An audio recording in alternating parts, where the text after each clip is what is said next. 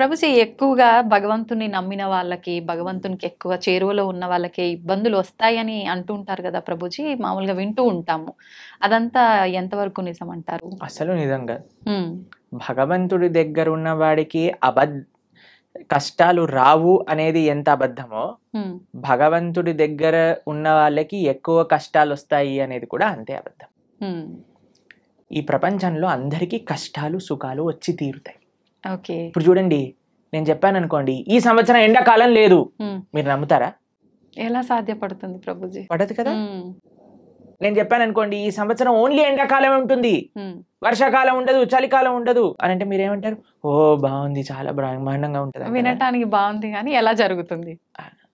అంతే కదా అలా ప్రభుజీ. ఉండదు కదండి. అవును. వర్షాకాలం వచ్చినప్పుడు చలికాలం వస్తుంది, చలికాలం అయిపోయాక ఎండాకాలం వస్తుంది, ఎండాకాలం అయిపోయాక మళ్ళీ చలికాలం వస్తుంది, వర్షాకాలం వస్తుంది. ఇది ప్రపంచంలో అందరికీ తెలిసిన విధం. అవును.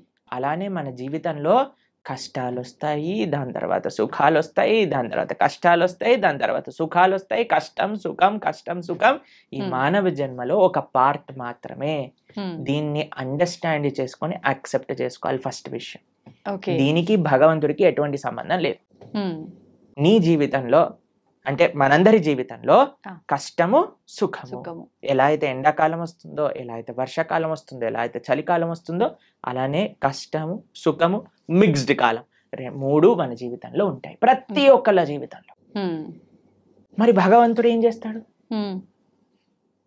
భగవంతుడు ఏమైనా కష్టాలు తీసేసే వాడిని నేను కష్టాలు తీయడానికే భగవంతుని మనం అపాయింట్ చేసుకున్నాము అని మీరు అనుకుంటున్నారా? చాలా మంది ఏమనుకుంటారో తెలుసా అండి, వాడు నా పనివాడు, నాకు ఏదైనా కష్టం వస్తే వాడు దాన్ని క్లీన్ చేయాలి, ఇలా భగవంతుని భావిస్తారు. ఇది కరెక్ట్ భావన అంటారా? చాలా తప్పు ప్రభుజీ. తప్పేనా? మరి మనం ఎందుకు అలా అనుకుంటున్నాం భగవంతుడికి? మనం భగవంతుడి సేవ చేయాలా, భగవంతుడు మన సేవ చేయాలా? మనమే భగవంతునికి సేవ. మరి మనం ఆలయానికి వెళ్ళి చేస్తున్నాం, నాకు ఈ కష్టం వచ్చింది నువ్వు ఇది చేసేసాయి అంతే అని భగవంతుని మన సేవలో పెట్టుకుంటున్నాం. మనం ఎంత తెలివైన వాళ్ళని చూడండి. మనం భగవంతుడు కష్టాలు ఇవ్వడు, భగవంతుడు కష్టాలు తీసేయడు. భగవంతుడు కష్టాలలో దాన్ని ఎదుర్కొనే ధైర్యాన్ని ఇస్తాడు. ఓకే. కష్టం రూపంలో మనకేదన్నా మనం చెడు మార్గంలోకి వెళితే భగవంతుడు ఒక కష్టాన్ని సృష్టించి మనల్ని కాపాడుతాడు, ఎక్కువ ప్రమాదం జరగకుండా. అంతేకాని మనల్ని ఎప్పుడూ భగవంతుడు కష్టాలు పెట్టడు, కష్టాలని ఆపడు. మీకు ఒక ఎగ్జాంపుల్ చెప్తాను. నిన్నే మేము టీవీలో చూసాము. ఒక అమెరికాలో అట ఒక ఫ్లైట్లో 2 సీట్లు ఖాళీగా ఉన్న సీట్లు ఒకసారిగా దే బ్లూ ఆఫ్, పేలిపోయాయట ఫ్లైట్లో. అయితే ఆ 2 సీట్లలో ఉన్న వాళ్ళకి అసలు ఎందుకు రాలేదు వాళ్ళు అని చేస్తే, వాళ్ళిద్దరి జీవితాలలో ఏదో లాస్ట్ మూమెంట్ ఏదో అయిపోయి వాళ్ళు వెళ్ళలేకపోయారట. అరే మేము ఫ్లైట్ మిస్ అయిపోయాం, ఆ డబ్బులు పోయాయి, అవి ఇవి అని ఫుల్ బాధపడ్డారట. ఎప్పటి వరకు అంటే ఆ 2 సీట్లు పేలిపోయాయి అని తెలిసినంత వరకు. ఇప్పుడు దాన్ని వెస్టర్న్ టర్మినాలజీస్ లో బర్న్ట్ టోస్ట్ ఫినామినా అని అంటున్నారు అనమాట. అది మీకు టెక్నికల్ టర్మ్స్. అది ఏంటంటే ఏది జరిగినా సరే మన మంచి కోసం జరుగుతుంది అని టైం కానీ మనకి చెప్పదు. ఇప్పుడు మనకి ఈ రోజు ఈ కష్టం వచ్చింది అని అనుకున్నా, ఇప్పుడు సపోజ్ మనకి కాలు ఇరిగింది అని మనం అనుకున్నాం, ఒక యాత్రకి వెళ్ళలేదు, తర్వాత తెలిసింది ఆ యాత్ర బస్సే బోల్తా పడిపోయింది. ఇప్పుడు ఏం కాలు ఇరగటం బెటరా, బస్ నుంచి కింద పడిపోవటం బెటరా? కాలు ఇరగటమే బెటర్, అంతే కదండి. కాబట్టి మనకి ఈ రోజు దేవుడా నాకెందుకు అలా చేసావు, నాకెందుకు ఈ అన్యాయం చేసావు అని అంటే, వెయిట్ చేయి స్వామి, నీకే తెలుస్తుంది దేవుడు నీకు అన్యాయం చేయలేదని. మనకు ఆ ఓపిక లేదంతే. ఓపిక లేదు, అర్థం చేసుకోగలిగే ఆలోచన లేదు. మనకేంటి వెంటనే అయిపోవాలి, ఇది నాకు ఇలా 2 minutes లో మ్యాగీ రెడీ అయిపోయింది, 2 minutes లో నాకు కష్టం ఎందుకు పోవట్లేదు అని మనం తయారైపోయినాం. దీనికి తగ్గట్టు చెప్పేవాళ్ళు కూడా, మీరు ఇది చేసేయండి ఈ కష్టం అలా పోతుంది, ఈ మంత్రం చెప్పండి అలా పోతుంది. దట్ ఈస్ నాట్ ప్రాక్టికల్ అండి. దుఃఖాలయం అశాశ్వతం. ఈ ప్రపంచంలో దుఃఖాలు వస్తాయి, దాన్ని ఎదుర్కొనే ధైర్యం కోసం భగవంతుడిని ఆశ్రయించు. రాముడిగా వచ్చాడు భగవంతుడు, రాముడికి కష్టాలు రాలేదా అండి? మీరు ఒకసారి రాముడి దగ్గరికి వెళ్ళి, రామా నాకు అసలు ఏ కష్టాలు రావద్దు జీవితంలో అంటే, పాపం రాముడు ఏమనుకుంటాడండి, నేనే అన్ని కష్టాలు పడ్డాను, నువ్వు నాకే కష్టాలు వద్దు అని అడుగుతున్నావా నా దగ్గరకు వచ్చి అని కూడా చెప్పండి. జనాలు ఏం చేస్తున్నారంటే అండి, ఇప్పుడు ఇక్కడ కష్టం తీరకపోతే దేవుని మార్చేస్తున్నారు. దేవుని మార్చడం కాదు, మొత్తం ఏకంగా ధర్మాన్ని మార్చేస్తున్నారు. దేవుళ్ళని తిట్టడము, మళ్ళీ ఎందుకు నిన్ను పూజించాలి అది ఇది మామూలుగా తిట్టరు ప్రభుజీ. అంటే చేసేదేమో నువ్వు, అనేదేమో భగవంతుని. ఎంత విచిత్రం చెప్పండి. నీ కర్మలకి నువ్వే బాధ్యుడివి. నువ్వేదైతే తప్పు చేసావో అది నీ జీవితంలో కష్టంగా వచ్చి తీరుతుంది. దాన్ని ఎదుర్కో, దాన్ని అనుభవించు, అప్పుడే ఆ కర్మ పోతుంది. కాబట్టి ఇప్పుడు ఒక చిన్న పిల్లవాడు చదువుకోలేదండి, ఎగ్జామ్ లో ఫెయిల్ అయ్యాడు. ఇప్పుడు ఓయ్ నాకు టీచర్ తక్కువ మార్కులు ఇచ్చింది అందుకే నేను ఫెయిల్ అయ్యా అని అంటే మనం ఏం చేస్తామండి, ఒరే నువ్వు ఇప్పుడు ఏం చేయలేవురా, మళ్ళీ చదువుకొని ఇంప్రూవ్మెంట్ రాయాల్సిందే, ఆ ఏరియర్ క్లియర్ చేయాల్సిందే, అది నీ బాధ్యత, చదువుకోవాల్సిందే. కాబట్టి వాడే కష్టపడాలి, వాడే చదవాలి, వాడే ఎగ్జామ్ రాయాలి, వాడే పాస్ అవ్వాలి. అలానే మనకి ఎవ్వరు మోటివేషన్ ఇవ్వగలుగుతాం అంటే ఈసారి బాగా చదువుకో, ఇంకొద్దిగా వాటికి ఒక ట్యూషన్ పెట్టించగలం తల్లిదండ్రులుగా, నీ పక్కనే ఉండి ధైర్యం చెప్పగలం, అంతే కదా. భగవంతుడు చేసే పని. నువ్వు నీ కష్టాన్ని నువ్వు దాటుతూ ఉండు, నేను నీ వెంట ఉంటా. ఆ ధైర్యం భగవద్భక్తి మనకిస్తుంది. కాబట్టి ధర్మాన్ని మార్చేసే వాళ్ళు ఒక్కసారి ఆలోచన చేయండి. తల్లిదండ్రుల్ని మార్చుకోం మనం. వేరే వాళ్ళ తల్లిదండ్రులు ఏదో కొత్త బ్యాగ్ కొనిచ్చారు, స్పైడర్ మ్యాన్ బ్యాగ్ కొనిచ్చారు, మా అమ్మ నాన్న స్పైడర్ మ్యాన్ నేను వాళ్ళ ఇంటికి వెళ్ళిపోతామా? ఎంత సిల్లీయో, ఎంత worst thing to do in life. అలానే మన ధర్మాన్ని వదిలేసి వేరే ధర్మాలకి ఏదో కష్టాలు పోతాయి, మాకు కష్టాలు తీర్చేవాడు దేవుడే కాదు. మీకు ఒక విషయం తెలుసా అండి? అవునా ప్రభుజీ? ఎవరైనా చెప్పారనుకోండి ఇది చాలా పవర్ఫుల్, మొత్తం కష్టాలని పోతాయి, అక్కడికి అస్సలు వెళ్ళకూడదు. ఎందుకని ప్రభుజీ? ఎందుకు అని అంటే ఇప్పుడు కష్టాలు పోయాయి అనుకోండి, మన కర్మ ఎప్పుడో ఒకసారి మన కర్మ అనుభవించాల్సిందే కదా. ఈ రోజు కాకపోతే రేపు తప్పదు. కాబట్టి నీ కష్టం ఈ రోజు మాయమైపోయింది అని అనుకోండి, ఈ రోజు మాయమైపోతుంది, రేపు వస్తుంది, దాన్ని నువ్వు తప్పించుకోలేవు. అంటే మనం చేసుకునే కొన్ని పుణ్య కార్యాల వల్ల మన పాపాలు తొలగిపోయే అవకాశం ఉంటుంది అని అంటారు కదా ప్రభుజీ. దాంట్లో భాగంగా పుణ్యము, మంచి పనులు పుణ్యాన్ని ఇస్తాయి, చెడు పనులు పాపాన్ని ఇస్తాయి. ఓకేనా? పుణ్యము సపరేట్ గా అనుభవించాలి, పాపం సపరేట్ గా అనుభవించాలి. పుణ్యం ఎక్కువ చేసేస్తే పాపాన్ని అది తొలగించదు. అర్థమైందా మీకు? ఇప్పుడు పుణ్యం ఏదైతే ఉందో దాన్ని మీకు స్వర్గానికి తీసుకెళ్తుంది అని అనుకోండి, పాపం ఏదైతే ఉందో దాన్ని మీకు నరకానికి తీసుకెళ్తూ ఉందనుకోండి. మీరు ఎక్కువ పుణ్యం చేసేస్తే ఈ పుణ్యం వెళ్ళి పాపాన్ని ఇది చేసేదనమాట. పుణ్యం ఖాతానే, పాపం ఖాతానే. ఈ రెండూ పోవాలి, ఈ రెండుతో మాకు పని లేదు అని అన్నప్పుడు మనం భగవంతుడికి శరణాగతి చేయాలి, భగవంతుడి యొక్క భక్తి చేయాలి. అప్పుడు మనకి పుణ్యంతో సంబంధం ఉండదు, పాపంతో సంబంధం ఉండదు. భగవంతుడిని ఆశ్రయించడం, భగవంతుడిని చేరుకోవటం, ఇది భక్తి మార్గము అని అంటే. కాబట్టి ఫస్ట్ పాపాచరణ మానుకోవటం మనుష్యత్వం, మనుష్యత్వంలో పుణ్యాచరణ, మంచి మనిషిగా మారటం, మంచి మనిషిగా మారిన తర్వాత ధర్మాన్ని తెలుసుకొని భక్తిని ఆశ్రయించి భక్తుడుగా మారటం. ఇట్లా 3 స్టేజెస్ ఉన్నాయి. కాబట్టి ఫస్ట్ స్టెప్ ఇస్ పాపాన్ని పక్కన పెట్టండి, పాపాచరణ తప్పు. దాని తర్వాత నెక్స్ట్ స్టేజ్ మంచి మనిషిగా మారటం, మంచి మనిషిగా మారాక ధర్మం గురించి, దేవుడి గురించి తెలుసుకోవటం, భగవంతుని ఆశ్రయించటం. అప్పుడు మనకి పాపంతో సంబంధం ఉండదు, పుణ్యంతో సంబంధం ఉండదు, భగవంతుడితో మాత్రమే సంబంధం ఉంటుంది. అలా సాధ్యపడుతుందా ప్రభుజీ అట్లా ఉండడం? తప్పకుండా.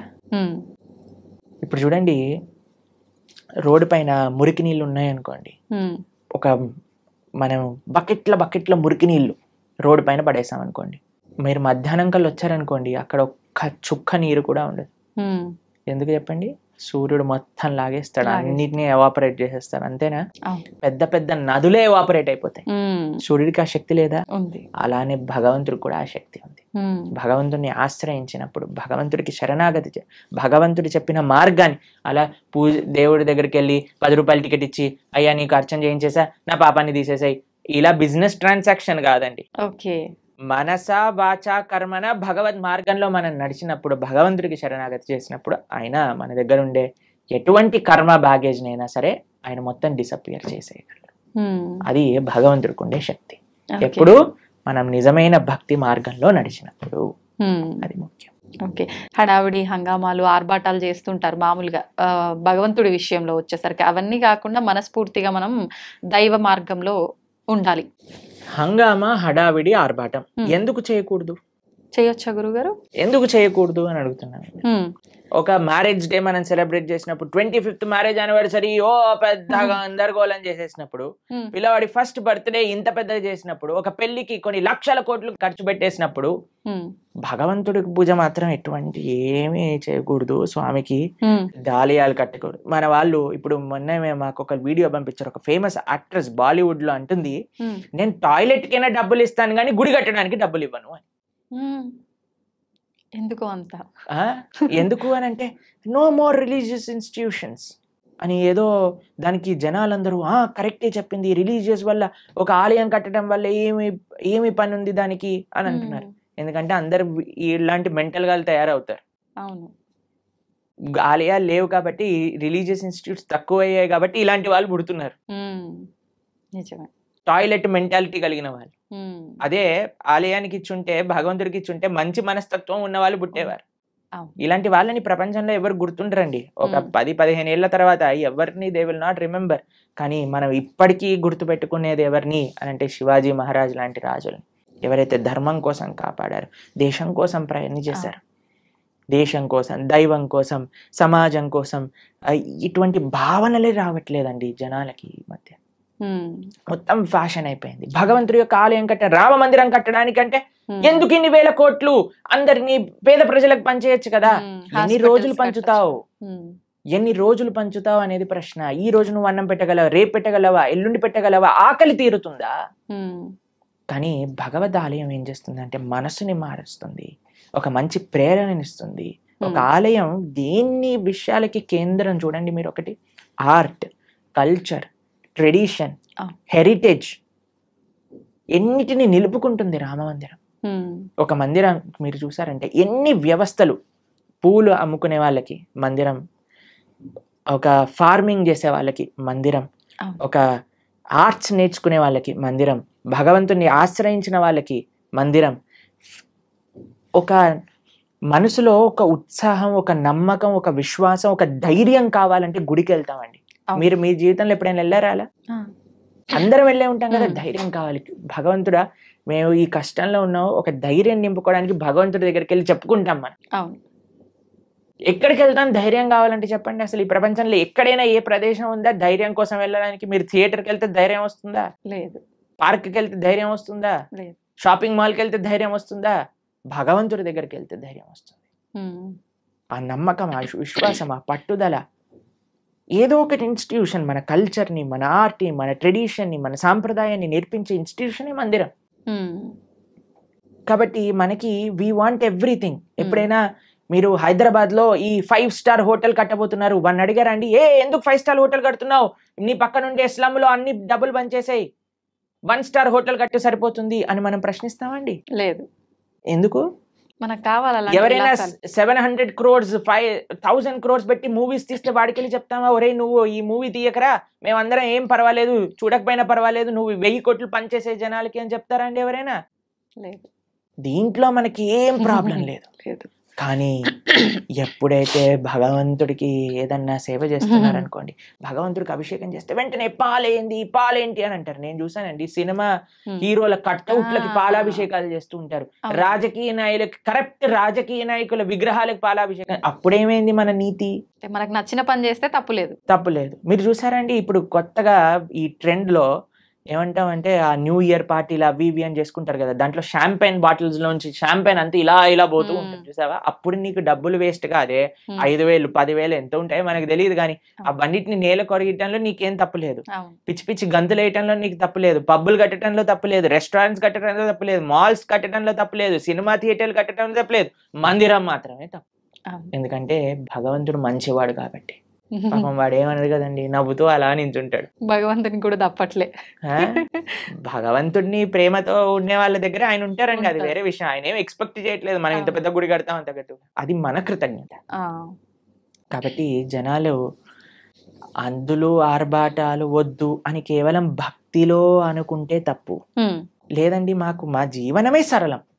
మేమే ఒక మ్యారేజ్ డే వచ్చింది అనుకోండి, ఆలయానికి వెళ్ళి దండం పెట్టుకుంటాం. అలానే భగవంతుడి యొక్క ఉత్సవం వచ్చిన ఆలయానికి వెళ్దాం.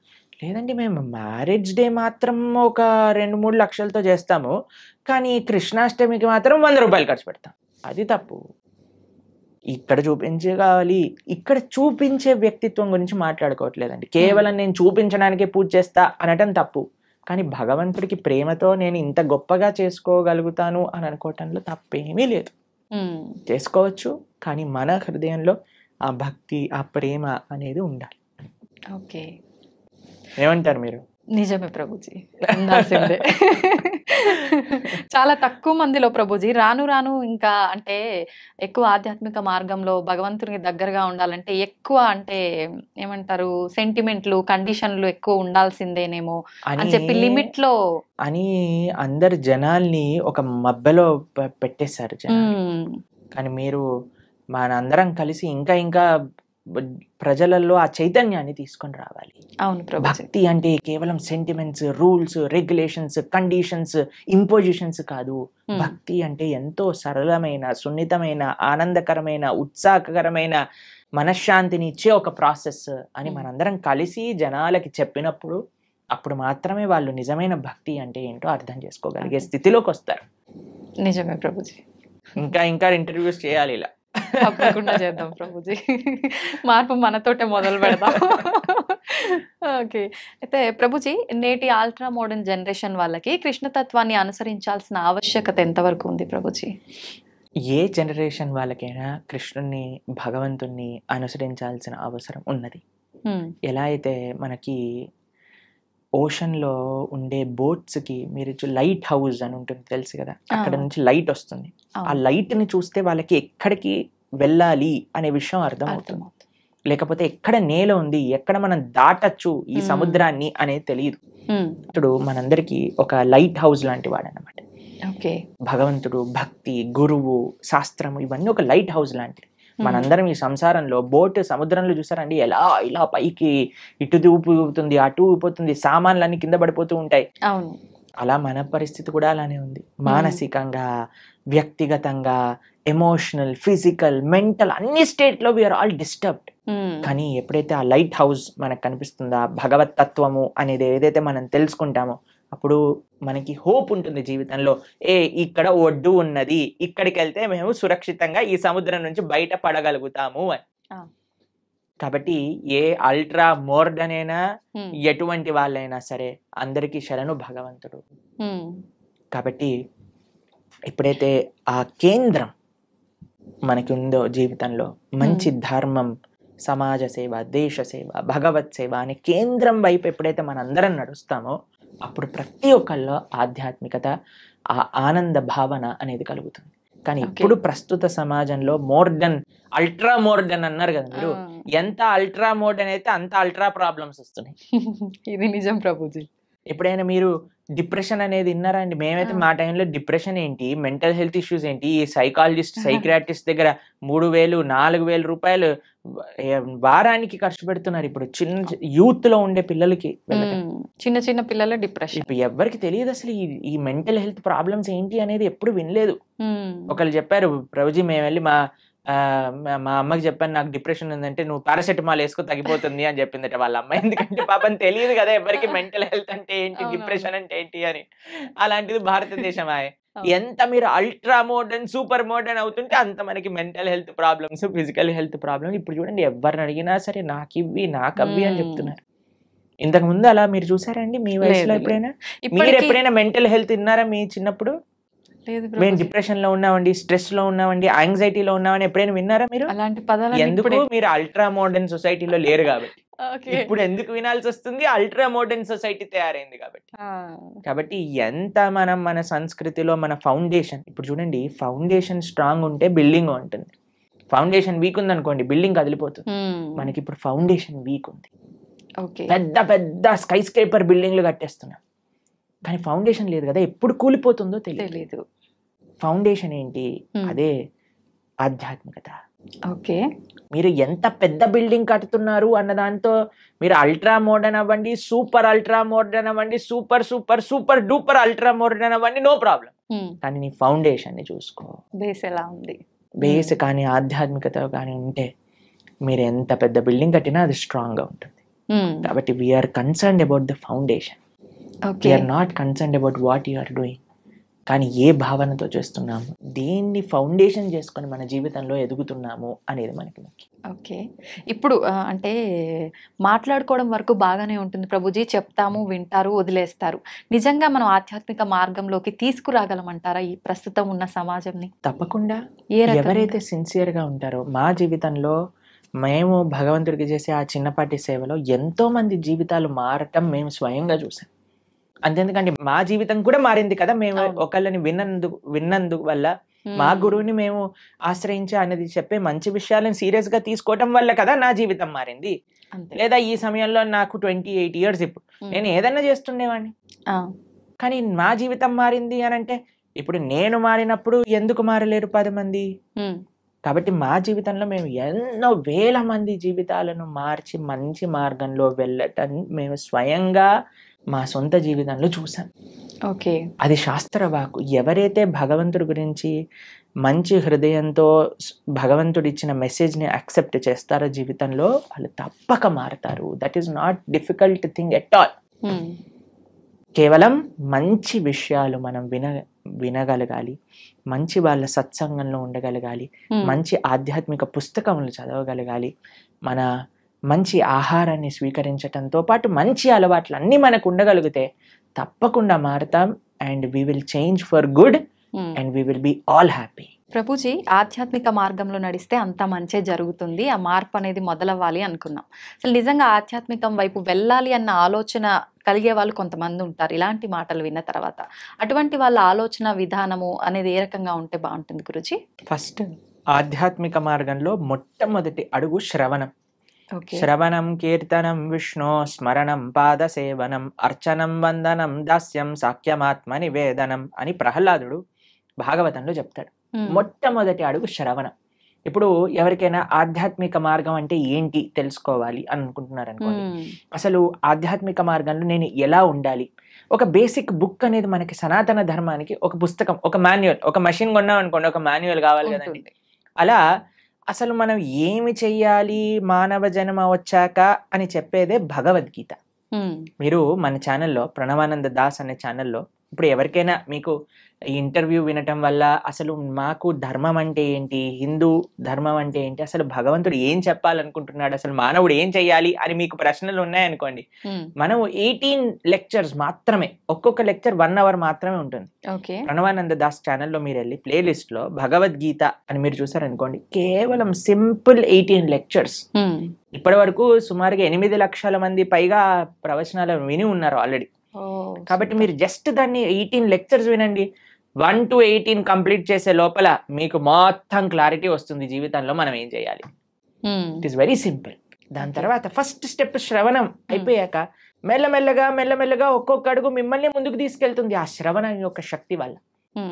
కాబట్టి మీరు ఇప్పుడు హాలిడేసే కాబట్టి మీకు అంత బిజీగా ఉండరు అని నేను భావిస్తున్నాను. కాబట్టి అట్లీస్ట్ ఈ సమ్మర్ హాలిడేస్లో ఈ 18 lectures భగవద్గీత, సంపూర్ణ భగవద్గీత ప్రణవానంద దాస్ అనే యూట్యూబ్ ఛానల్లో మీరు విని చూడండి.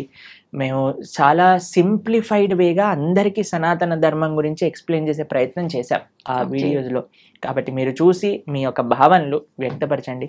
తప్పకుండా I think that will be a guiding light for everybody. ఎందుకంటే భగవద్గీత శాస్త్రమే అటువంటిది. కాబట్టి ఇది ఫస్ట్ స్టెప్. ఎందుకంటే అన్ని స్టెప్స్ ఒకసారి చేయకూడదు కదండి. నెక్స్ట్ ఇంటర్వ్యూలో సెకండ్ స్టెప్ గురించి మాట్లాడుకుందాం. ఇప్పుడు ఫస్ట్ స్టెప్ భగవద్గీత 18 lectures వినటం. ఓకే. శ్రవణం. ఓకే.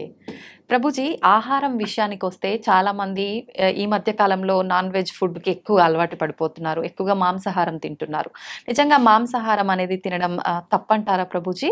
మనకి ఎప్పుడైనా దోమ కుట్టినప్పుడు మీకు ఏమనిపిస్తుందండి? నొప్పి, బాధ కలుగుతుంది. ఏమంటారు అప్పుడు?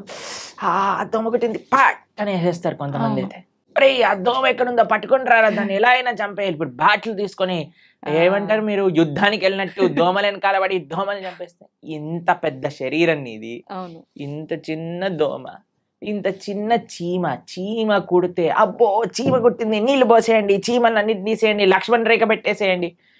ఇంత పెద్ద శరీరంలో ఏదో ఒక మూలన ఇంత చిన్న నొప్పి వస్తేనే భరించలేని మనము ఒక ప్రాణిని ఒక కత్తి తీసుకొని గొంతు కోసేసి అది విలవిల్లాడుతూ రక్తం కక్కేసి అలాంటి నొప్పి వేరే వాళ్ళకి ఇవ్వడానికి ఎలా సిద్ధం అవుతామండి ఒకసారి చెప్పండి.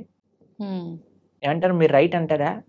మనం ఇంత చిన్న నొప్పిని కూడా భరించలేమాయే, కానీ మనం ఏ ప్రాణిని ఎలాగైనా హింసించచ్చు అనే భావన వస్తే రేపొద్దున అది విస్తీర్ణం అవుతుంది అనమాట. We become hard hearted. ఇప్పుడు ఒక ప్రాణి కష్టాన్ని చూస్తూ మన మనసు చలించలేకపోయింది అనుకోండి, రేపొద్దున ఇంకొక మనిషి కష్టాన్ని చూసి కూడా మనం చలించలేకపోతాం. నిజం ప్రభుజీ. మన తోటి ఉండే వాళ్ళ కష్టాలు, అసలు కష్టాన్ని అర్థం చేసుకొని మనస్తత్వం వచ్చేస్తుంది.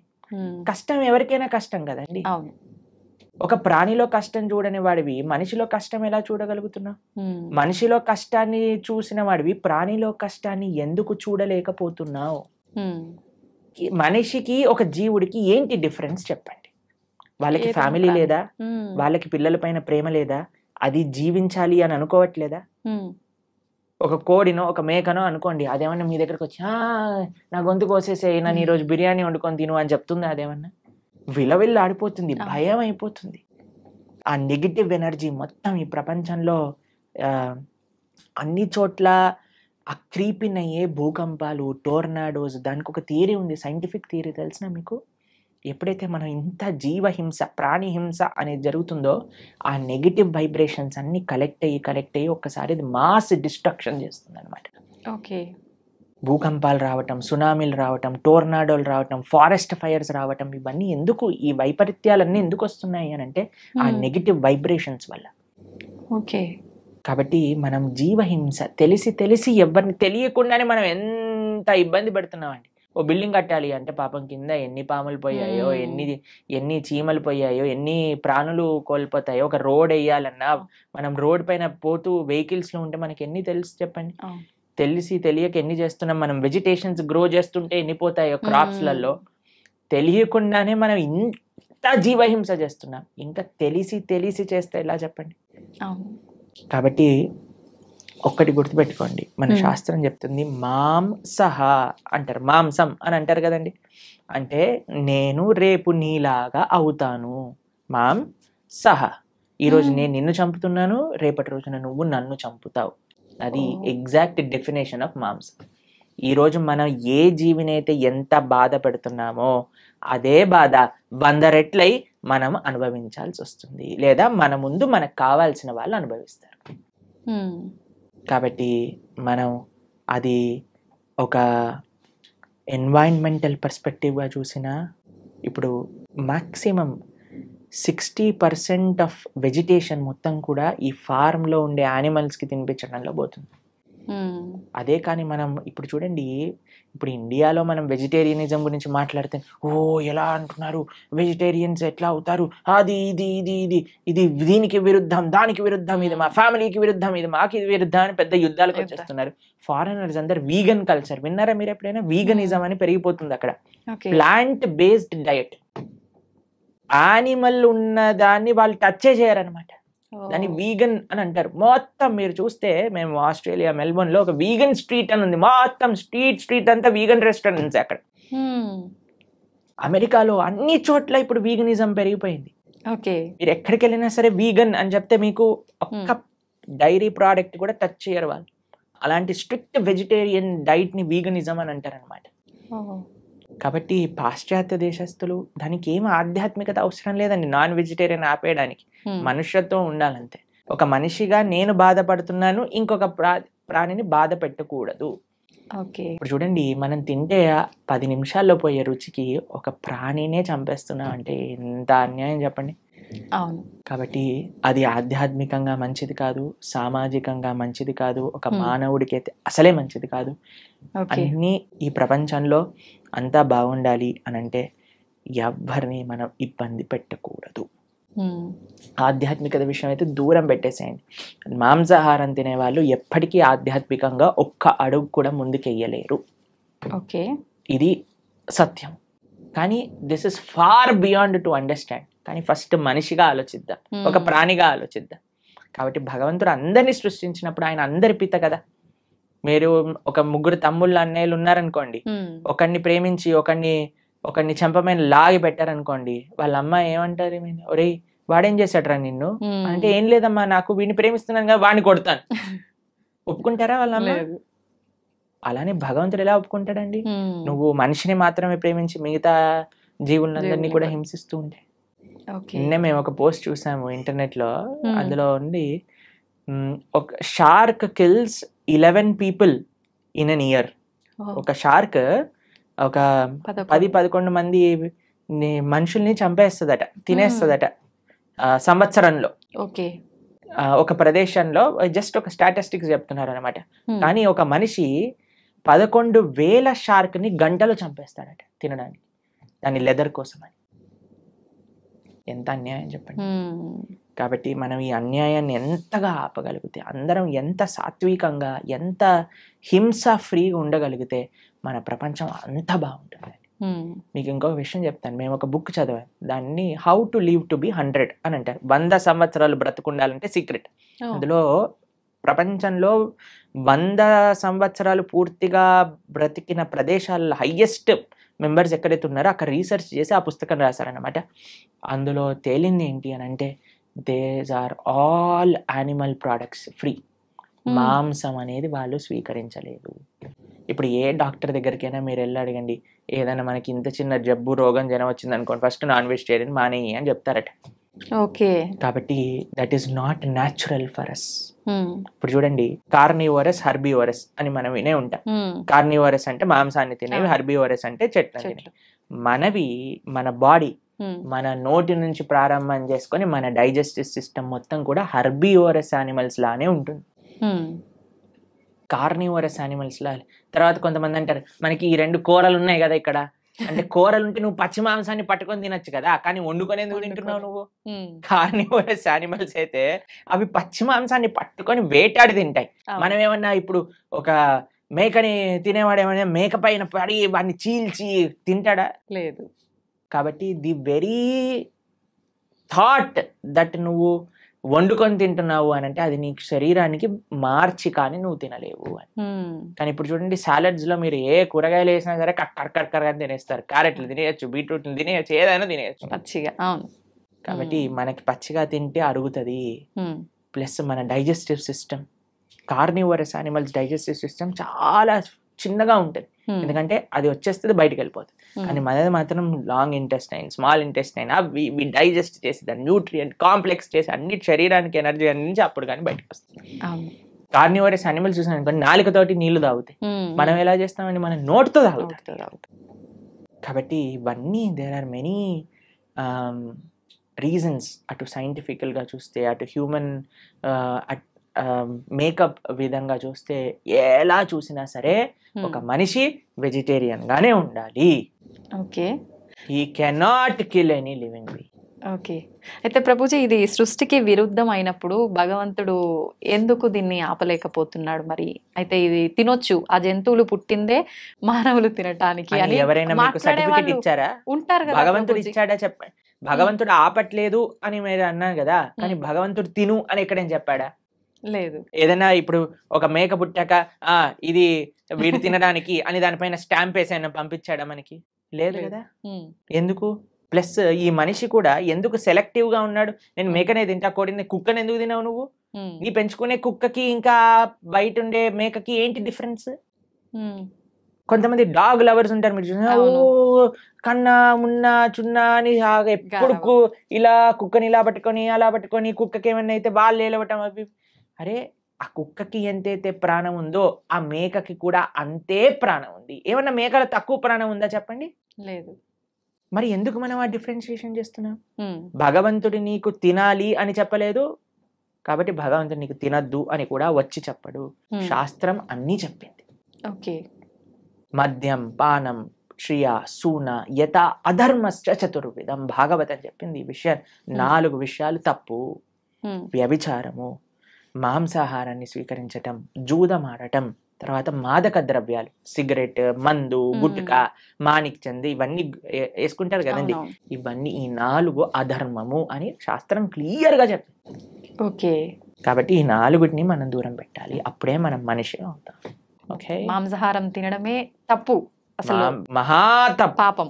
మహాపాపం, పాపం కాదు, మహాపాపం. మీరు మనం ఇక్కడ ఏవేవైతే చేస్తామో మళ్ళీ అక్కడికి వెళ్ళిపోయాక మనల్ని కూడా అలానే చేస్తారు. దానికి Punishment. సిద్ధము అని అంటే మన ఇష్టం. ఇంకా చాలా మంది అంటారు చూసుకుందాంలే ఏదైతే అది అని. అలాంటి మూర్ఖులకి మనం ఇంకేం చెప్తామండి. సో ఒక గుర్రాన్ని నీటి వరకు తీసుకెళ్ళటం కానీ నీటిని తాగించలేం కదా. మన ప్రయత్నం మంచి విషయాలు 10 మందికి చెప్పటము, అంతేకాని ఎవరిని మనం గొంతు పట్టుకొని ఇది చేయించలేమన్నమాట.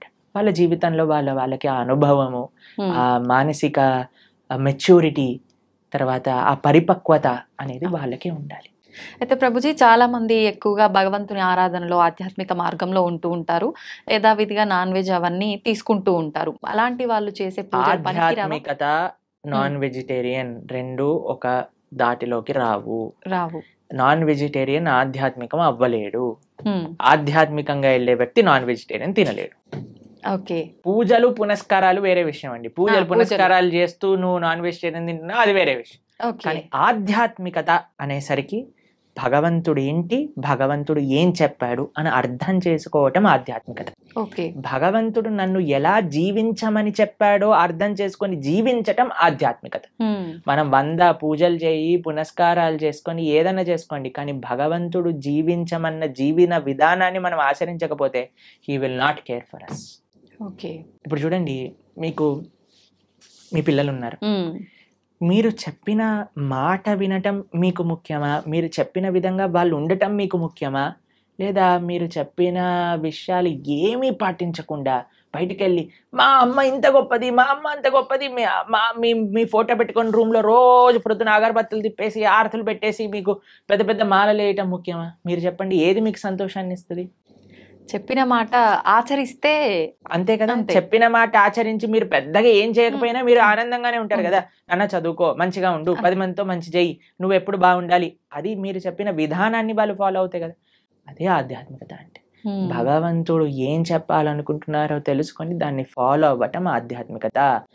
భగవంతుడు ఫోటోలు పెట్టి ఓ ఓ అని తిప్పేటాలో ఆధ్యాత్మికత కాదు. ఎప్పుడు వరకు మనం ఆయన మార్గాన్ని ఫాలో అవ్వకపోయినంత వరకు. ఒక్కసారి మనం ఆయన చెప్పే విధానాన్ని ఫాలో అవుతూ మిమ్మల్ని ప్రేమతో, ఇప్పుడు చూడండి మీ పిల్లలు మీరు చెప్పిన విషయాలు అన్నీ మంచిగా విని మీ పుట్టినరోజు రోజు ఒక గ్రీటింగ్ కార్డ్ చేసి మీకు చాలా సేపు కష్టపడి ఒక గ్రీటింగ్ కార్డ్ చేసి ఇచ్చారనుకోండి, మీకు ఎంత సంతోషం ఇస్తుంది. అరే మా పిల్లలు ఎంత బంగారు కొండలరా, నేను చెప్పిందన్ని మాటలు వింటారు, నాకు ఇంత ప్రేమ గ్రీటింగ్ కార్డ్ తీసుకొచ్చారనిపిస్తుందా? అలానే భగవంతుడికి కూడా మనం ఎప్పుడైతే ఆయన మాటలు విని ఆయన ఆరాధన చేస్తామో అప్పుడు ఆయనకు అంత సంతోషం వస్తుంది. మీ మాటలు ఎప్పుడు వినకుండా, మిమ్మల్ని ఎప్పుడు పట్టించుకోకుండా బర్త్డేకి మాత్రం పెద్ద గిఫ్ట్ తీసుకొచ్చా, ఏంది ఈ గిఫ్ట్, అరే కనీసం ఎవడడిగాడు నిన్ను అని అంటారు, అంతే కదా. అలానే భగవంతుడు మన పూజలు కూడా అలానే అనిపిస్తాయి. ఇది ఖచ్చితంగా అందరూ తెలుసుకోవాల్సిన విషయం, అంతే కదా. ప్రభుజీ, పిల్లల టాపిక్ వచ్చింది కాబట్టి నేటి బాలలే రేపటి పౌరులు అంటారు. అయితే అటువంటి పిల్లల్ని మనం పెంచే విధానము కరెక్ట్గా ఉండకపోవడం వల్ల అంటే ప్రభావం పడుతుందా, లేదంటే విద్యా వ్యవస్థ ప్రభావం ఏమైనా ఉంటుందా ప్రభుజీ? అన్ని ప్రభావం. మనం పెంచే విధానం, విద్యా వ్యవస్థ, టీచర్లు, మీడియా, వాళ్ళు చూపించేవి, వాళ్ళు ఉండే ఫ్రెండ్స్, అన్నిటినీ ప్రభావం ఉంటుంది. కరెక్ట్, అన్నీ కూడా జాగ్రత్తగా ఉండాలి. ఇప్పుడు అన్నిటినీ మార్చేయలేం కదండి. మన వంతు మన మార్పు మనతోటి ప్రారంభం అవ్వాలి. కాబట్టి ఇప్పుడు చూడండి, అందరి పిల్లలకి హాలిడేస్ టైం. ఇప్పుడు మీ హాలిడేస్ లో మీ పిల్లలకి ఏం నేర్పిస్తున్నారు? ఎన్నో మంచి ఆధ్యాత్మిక కేంద్రములలో సేవా మాధ్యమంగా సమ్మర్ క్యాంప్స్ జరుగుతున్నాయి. మన ఇస్కాన్ హైదరాబాద్లో సమ్మర్ క్యాంప్స్ చేస్తున్నారు, మేము ఆదిలాబాద్లో రేపు సమ్మర్ క్యాంప్ చేస్తున్నాం. పిల్లలకి కనీసం సెలవులు వచ్చినప్పుడైనా మంచిగా సేవ చేసుకునే ఒక అవకాశాన్ని ఇవ్వండి. గోశాలకి తీసుకెళ్ళండి, శ్లోకాలు నేర్పించండి, మ్యూజిక్, మన క్లాసికల్ మ్యూజిక్ నేర్పించండి, క్లాసికల్ డాన్స్ నేర్పించండి. మన కల్చర్కి ఎంత దగ్గరగా మనకి సమయం ఉన్నప్పుడు, ఇప్పుడు స్కూల్ ఉన్నప్పుడల్లా అంటే కష్టమే, కానీ అట్లీస్ట్ ఫెస్టివల్స్ టైంలలో మనకి ఇలా సమ్మర్ హాలిడేస్ వచ్చినప్పుడు, వింటర్ వెకేషన్స్ వచ్చినప్పుడు మనం ఏదైనా మంచి ఆధ్యాత్మిక ప్రదేశానికి తీసుకెళ్ళటం, అక్కడ ఉండే మంచి వ్యక్తులతో కల్పించటం, మాట్లాడించటం, వాళ్ళకి కల్చర్ని ఇంట్రడ్యూస్ చేయటం, ఇలా కానీ మన శక్తియుతంగా మనం ప్రయత్నించి, ఇప్పుడు చూడండి we can do our best. దాని తర్వాత ఇంకా వాడికి జీవితంలో ఏం చేసుకుంటారో అనేది వాళ్ళ ఇష్టం. కానీ మనము ఇవ్వకపోతే మన తప్పు అవుతుంది. కాబట్టి వాట్ వీఆర్ సేయింగ్ ఇస్, అందరు పేరెంట్స్ కూడా మీ వైపు నుంచి మీరు ప్రయత్నం చేయండి. ఇప్పుడు సమ్మర్ హాలిడేస్ వచ్చాయి, మంచి ఆధ్యాత్మికంగా అలానే విశేషాలు అన్నీ కూడా నేర్పించేటట్టుగా మంచి విశేషాలు నేర్పించండి. మ్యూజిక్లో మంచి విశేషాలు, డాన్స్లో మంచి విశేషాలు, శ్లోకాల్లో మంచి విషయం, అన్నిట్లో మంచి ఉంది, ఆ మంచిని నేర్పించండి అని చెప్తున్నాను అంతే. ఓకే. కాబట్టి సమయం ఉన్నప్పుడు పిల్లల్ని ఎంగేజ్ చేయాలండి. పిల్లలకి ఫ్రీ టైం ఇస్తే వాళ్ళు పాడైపోతారు. కాబట్టి మీకు సమయం ఉన్నప్పుడు మీరు కానీ హాలిడేస్లో వాళ్ళని ఎంగేజ్ చేయలేదనుకోండి, ఫోన్కి అడిక్ట్ అయిపోతారు, టీవీకి అడిక్ట్ అయిపోతారు, తర్వాత టెలివిజన్కి అడిక్ట్ అయిపోతారు. ఇవన్నీ మనకు వద్దు అన్నప్పుడు వాళ్ళని మార్నింగ్ టిల్ నైట్ స్కిల్స్లో ఎంగేజ్ చేయండి. స్విమ్మింగ్ నేర్పించండి, ఇన్స్ట్రుమెంట్స్ నేర్పించండి, ఎక్సర్సైజ్కి తీసుకెళ్ళండి. బయట ఎంత వీలైతే అంత మనం ఉంచడానికి ప్రయత్నం చేయాలి. మీరు బయట ఉండాలి. మీరు ఫోన్ పట్టుకొని కూర్చున్నారు అనుకోండి, వాడు ఫోన్ పట్టుకొని కూర్చుంటాడు. కాబట్టి let us all use this time nicely. ఈ సమయం మనకి ఏదైతే ఉందో దాన్ని బాగా యూజ్ చేసుకొని పిల్లల్ని ఒక మంచి ట్రాక్లో పెట్టేటట్టుగా మనం ముందుకు తీసుకెళ్ళాలి. మీ అందరికీ మంచి వేసవి సెలవులలో మంచి ఆధ్యాత్మిక మార్గం వైపు మీరు నడుస్తూ మీ పిల్లల్ని నడిపిస్తారు అని భావిస్తూ హరే కృష్ణ. Thank you Prabhuji. నిజంగా మీరు చెప్పినవన్నీ వింటుంటే నిజంగా ఇదంతా నిజమే కదా, ఎందుకు ఎక్కడ మిస్ అవుతున్నాం అందరం ఇవన్నీ పాటించడంలో అనిపిస్తోంది ప్రభుజీ. ప్రతి ఒక్కరికి కూడా అలా అనిపించాలనే కోరుకుందాం, మార్పు మొదలవ్వాలనే కోరుకుందాం ప్రభుజీ. చాలా మంచి విషయాలు తెలియజేశారు. Thank you Prabhuji. హరే కృష్ణ. హరే కృష్ణ ప్రభుజీ. హరే కృష్ణ.